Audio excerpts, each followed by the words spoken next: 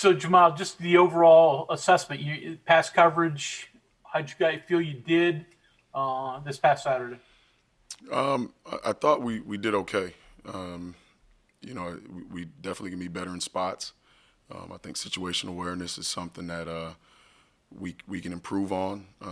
I thought we did snug up and play tight to balls that were caught, so you didn't necessarily see a lot of catch and run. If there was a reception, it was more of a bang bang play, and so although you're not making a play on the ball, you'd like to make sure that you can minimize the damage by at least tackling it immediately, and we're able to do that.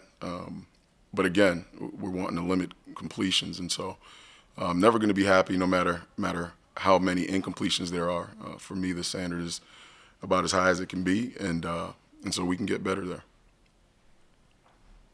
Next question is from Chuck Landon. Go ahead, Chuck. Coach, address the kind of problems that Charlie Brewer is going to present for your secondary. Yeah, he's a chain mover, in a lack of a better term. He doesn't necessarily wow you with anything specifically, but he is really sound at just about everything. He can move the ball with his feet. He obviously manages the offense really well. He's shown the ability to make all of the throws. And so, for that, he's not single faceted. He's multifaceted, and so that presents its problem. And he has some good targets. And so, when you got a guy who knows where to go with the ball, is savvy, has the experience that he has, and then has targets that can make plays, that presents its problem. Next up is Cody Nesper. I asked Coach Leslie about this, but I want to get your perspective too. What does having a really elite linebacker do for a defense? An elite player, period, does a lot for a defense. A middle linebacker, a will linebacker, those two positions, I think if you've got guys who are elite there, it obviously strengthens everything that you do from the run game to the pass game. We know that linebackers have to be able to do both. They've got to be able to get in coverage. They've got to be able to rush the passer. They've got to be able to fit run gaps. And so when you've got a guy who can be able to do all three and really do it at an elite fashion, it makes you better on not only the front end, but the back end. Back to you, Greg. So Jahmile, how difficult is it when it's a new staff? You only got one game of film on them, and that was sort of a blowout, so they probably didn't show their whole package. So how Right. far back do you go? Do you go back to North Carolina film, Right. Southern Miss film? What do you do to try to Yeah. scout this? It's like any other thing, man. It's all information gathering, as I said last week. And so we're going to dig about as far back as we can to make sure that we gather as much information as we can in order to be able to put together a decent game plan. Obviously, North Carolina film is out there. Obviously, the first game is out there. And really just games throughout the careers of the coordinator and the head coach, just making sure that we try to build a portfolio, as I said last week, that we feel good enough to where we can make calls and coverages and fronts that are sound and that we're able to play just about anything that we get on game day. We'll go to John. Yeah, Coach, they ran for 200 yards last week. You mentioned Fedora is the big concern there. Trying to sneak guys up to stop the run game, and all of a sudden they hit you down the field with a play pass or something like that because they still got those outside guys. Is that your number one concern? Yeah, well, I mean, in this conference, that's a concern every week. I mean, every team has a back who's noteworthy, and at least two receivers, at least, that also can take the top off and really do some damage if you don't handle things correctly. And so this week is no different. They've got talented skill players. They've got a quarterback who can make the throws. They've got an offensive line who's much improved. And so, again, you've got to be able to cover it all, as you said, whether it be fitting run and the pass game. And so that's where, as a defensive coach, we lose our hair or it turns gray, either or. Jordan mentioned, too, he thinks you're going to probably see more tempo because they got an experienced quarterback, a guy that's played however many games in Big 12. That's something you got to go into thinking about, too? Yeah, I would imagine. Again, tempo is a thing of today, right? It's in vogue. They've been a team that's been able to do it and do it at a high fashion.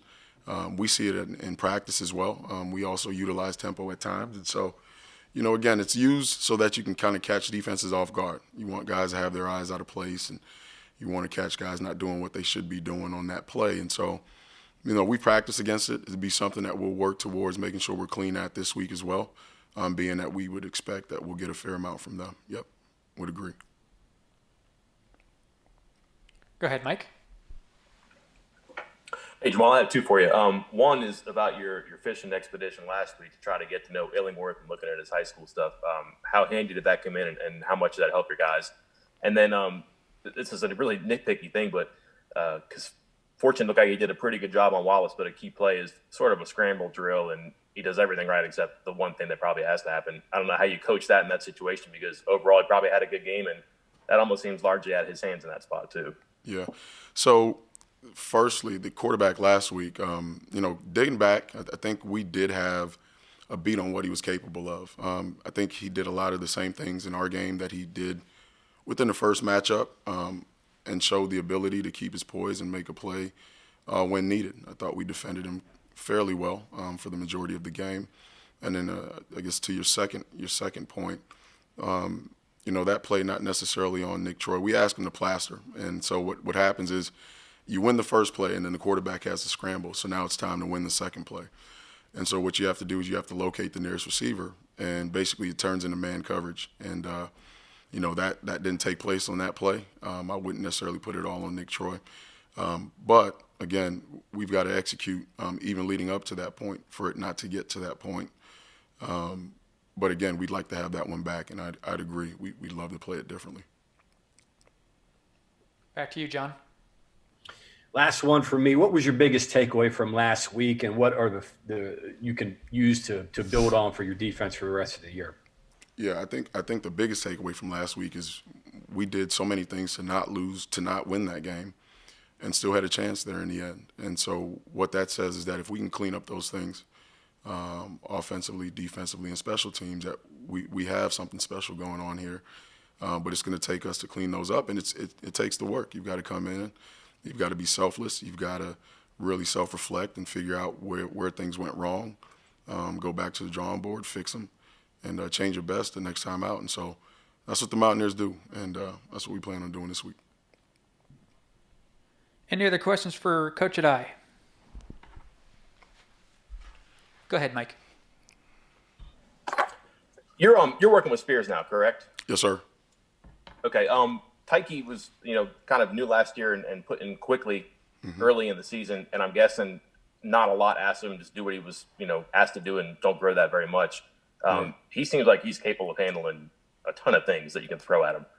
How much more are you doing? How much more can you do with him? I don't know if he'd become a blitzer, if you can stick him in man more. It just seems like he has a lot of potential. Yeah. So everything you just mentioned, he did do within the first game. He's played man, he's blitzed, he's played underneath zone coverages, and that's the reason he's there. He's multifaceted. The kid can really do everything that we ask him to do on the back end. Not necessarily is he elite at it all. Everyone has things that they need to clean up, but he is for sure a jack of all trades at that position, and has been asked to do just about everything that you would ask a nickel or a slot corner to do.